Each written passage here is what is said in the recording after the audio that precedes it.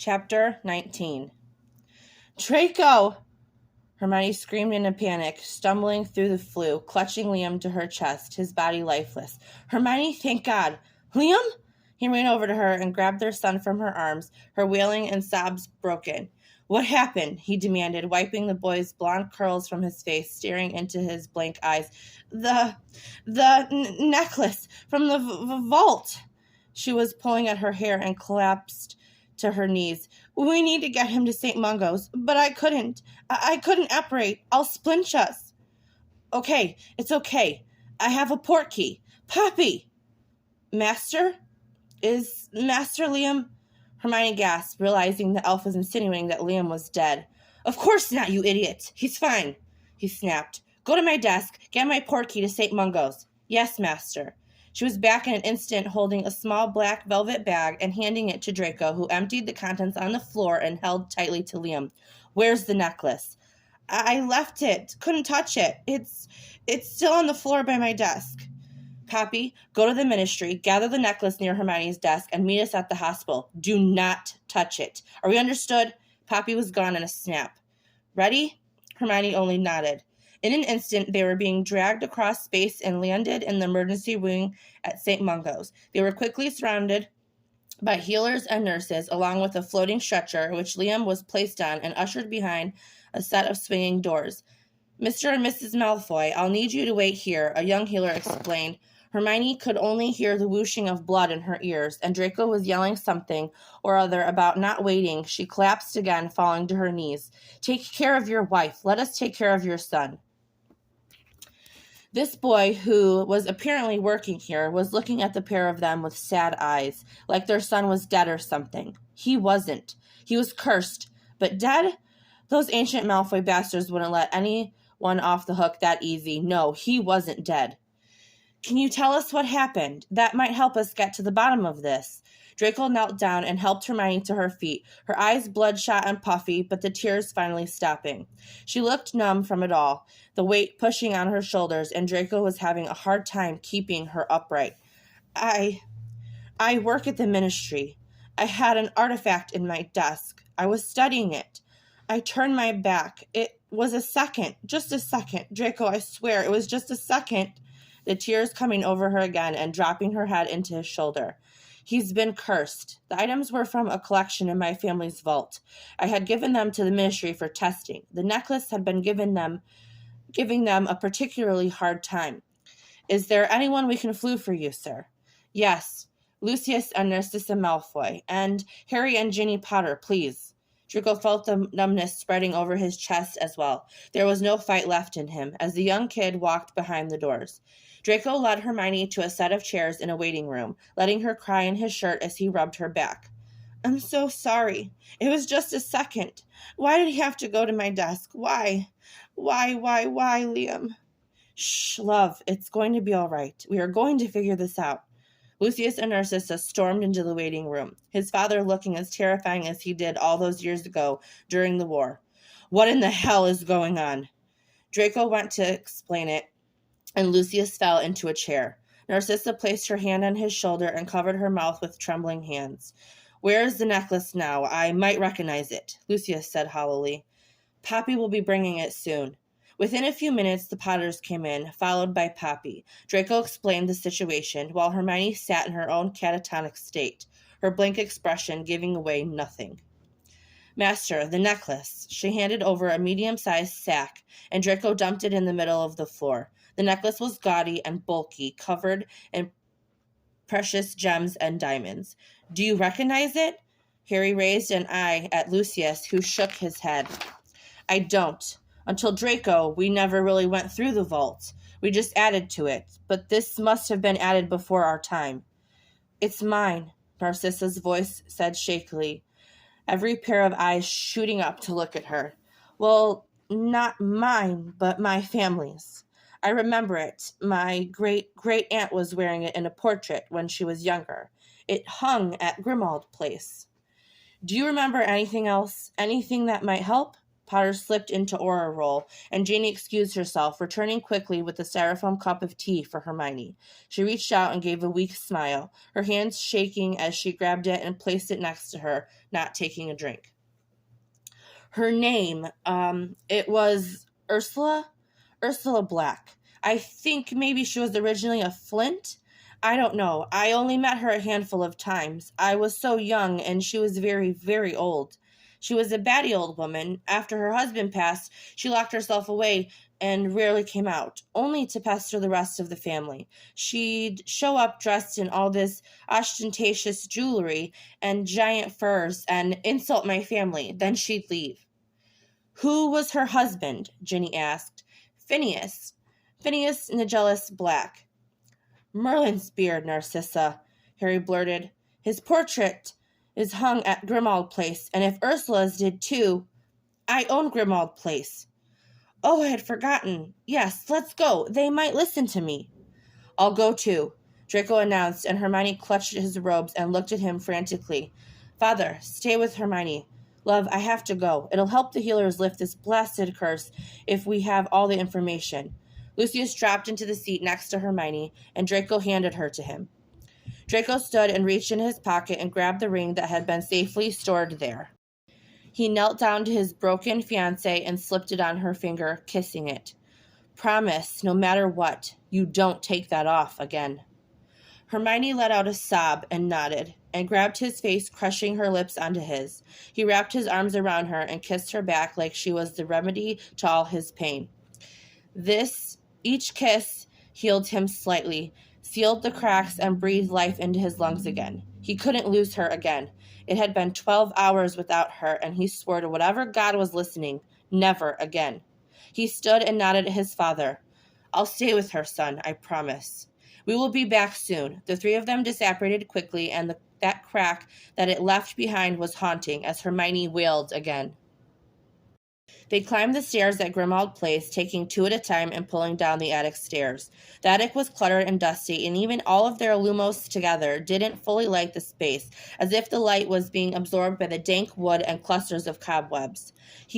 Be prepared. They aren't the most joyful bunch, Harry warned, ripping a linen cover off the first portrait.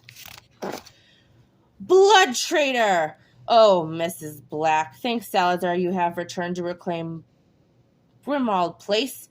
Shut up, Ingrid. Where are Ursula and Phineas? I need to speak with them. Shut up! Shut up! The plump, gray-haired woman shrieked. How dare you! You sully your family's name! Harry sighed and covered her portrait again. Try and be nice to the next one. We might get to speak with them, he reminded her gently, and she nodded. Harry revealed another portrait, and Narcissa straightened her spine and lifted her chin. Draco moved to stand by her, and he transformed into the pure-blood prince he once had been, mimicking his mother's stance. Grandfather, he stated clearly. Bellatrix, is that you? No, sir, it's Narcissa. Of course, you girls always look so much alike, you and the other one. Andromeda, she smiled faintly. Yes, my dear. What are you doing here? He furrowed his brow. The half-blood took us down. Has us hidden in the dark, he sneered.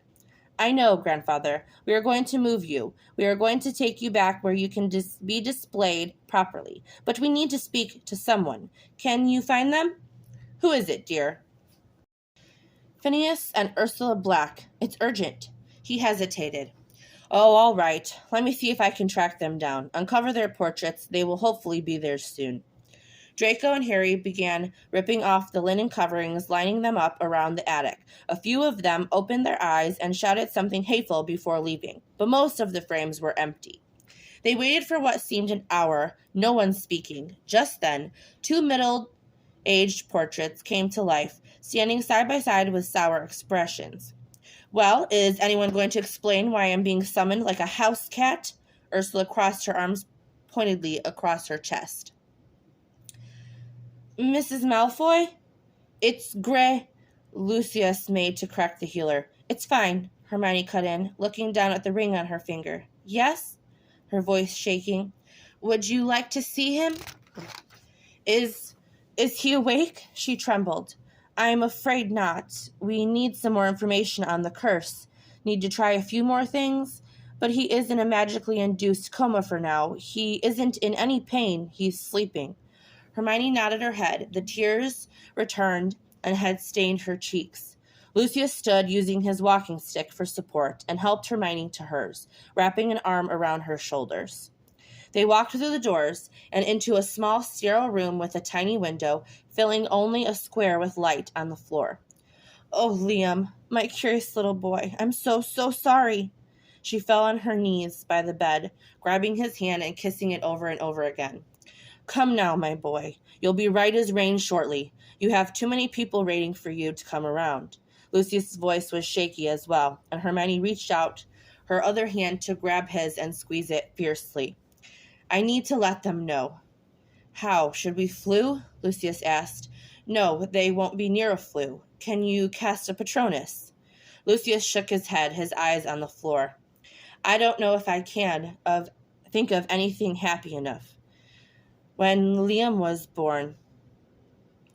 Hermione let out a cry and stood on shaky legs, drawing her wand. She closed her eyes and imagined his tiny toes, his knowing eyes. "Expecto Patronum," she said softly, and a small burst of silver magic came out of her wand and evaporated quickly. She shook her head and took a deep breath. "Focus." The sound of his first cry. After hours of pushing, his scream was the most beautiful sound she had ever heard. His tiny body being placed on her chest and looking at her for the first time. "Expecto Patronum." A beautiful silver otter flipped out of the end of her wand and bounced happily in front of them, skipping across her shoulders and then hopping onto Liam's chest. The otter cocked her head at the sleeping boy and pressed her nose against his, trying to rouse him. "Go to Grimmauld Place," she commanded, and quickly the otter scurried off, and she was focusing on those first moments, then on his words and his first steps. Toddling across their small flat, chasing Crookshanks. She felt the otter arrive and directed it upstairs. Remembering the first time Liam sat in his bed and sounded out the words to a picture book, and within a week, reading the tales of Beetle and the Bard. "Draco, hurry. I'm with Liam. He's safe and in an induced coma. I'm scared." Then she let the magic break, no longer able to focus on anything happy. Instead, she let the darkness surround her and bring her under. She curled up in the chair, blocking out even the smallest rays of light. "Aunt Ursula, I don't know if you remember me. I was quite young, but I was one of the daughters of Cygnus Black. This is my son, Draco. We need your help." "Need my help? I'm dead, dear. I don't think I can do much helping," she said flatly. "It's my son. He's hurt. This necklace..." Draco opened the sack and used his wand to magically lift it from its confines so it hovered before them. "He touched it, and now he's ill. We need to know how to revive him." Ursula scoffed. "Your son is filth." She rolled her eyes. "Excuse me?" Draco hissed. "Your son. He's not of pure blood." "And how would you know that?" "Should be obvious, son," Phineas spoke. "The necklace won't affect a pure blood." "You fucking..." Draco began. "Excuse me." "Narcissa, you've raised your child to be an intolerant little shit. Enough! This child, he's an innocent. He can't help the circumstance of his birth. He's better off this way. He won't be muddying our lines anymore." Ursula waved them off, leaving the portrait frame. Phineas made to follow her. "Uncle, please! He's not just our only grandson. He is the last child born to both the Black and Malfoy lines. Both lines end with him if he's not saved," Narcissa pleaded. Phineas turned and eyed Draco. "He'll have more. Try to make it with a pure blood this time." "I swear to Salazar Slytherin himself I will not have another child if you don't help us save my son." Phineas eyed him, cocking his head back and forth. He finally sighed. "The curse is falsum mortem," he said in a bored drawl. "And the cure?" Draco said in a rush, before Phineas could try to leave again. He groaned in exasperation. "Wiggenweld potion.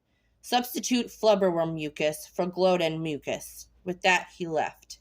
The three of them looked at each other and disapparated instantly. Draco burst through the doors of Liam's room, only to find Hermione in worse shape than he had left.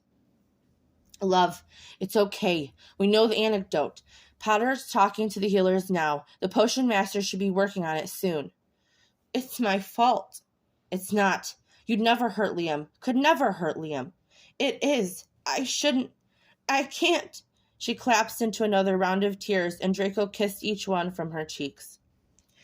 St. Mungo's potion master came by about half an hour later. He explained that he had Wiggenweld by the barrelful, but he would need to brew the special concoction. It would take about 1 week. 1 fucking week. They were to trust the process. Trust him. Fuck the process. Fuck him.